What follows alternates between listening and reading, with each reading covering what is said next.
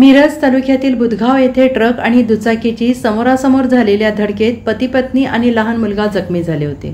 त्यांच्यावर सांगलीच्या शासकीय रुग्णालयात उपचार सुरू होते। या उपचारादरम्यान डोक्याला गंभीर दुखापत झाल्याने मुलगा आणि वडिलांचा दुर्दैवी मृत्यू झाला। बापलेखाच्या मृत्यूमुळे तासगावात हळहळ व्यक्त होत आहे।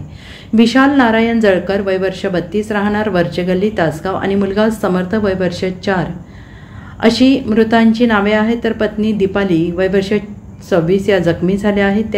तिची प्रकृती स्थिर आहे।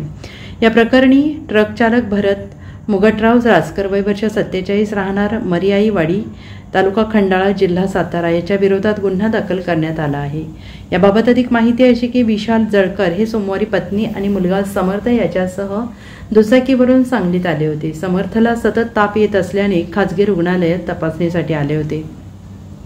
ते सांगलीतून तासगावाकडे परत जात असताना बुधगाव येथील सुपरमार्ट जवळ मोटारीला ओव्हरटेक करणाऱ्या ट्रकने दुचाकीला धडक दिली। यात विशाल, पत्नी दीपाली, मुलगा समर्थ गंभीर जखमी झाले। त्यांना उपचारासाठी सांगलीच्या शासकीय रुग्णालयात दाखल करण्यात आले होते। पोलीस हवालदार ST शिंदे यांनी पंचनामा केला। उपचार सुरू असताना दोघांचा मृत्यू झाला। विच्छेदनानंतर सकाळी दोघांचे मृतदेह नातेवाईकांच्या ताब्यात देण्यात आले। त्यानंतर तासगाव येथे दोघांवर अंत्यसंस्कार करण्यात आले। या घटनेने तासगाव शहरात हळहळ व्यक्त होत आहे।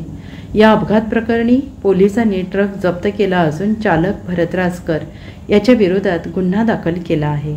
या प्रकरणाचा तपास पोलीस उपनिरीक्षक नितीन बाबर करत आहेत। Bureau report SBN Marathi Miraj.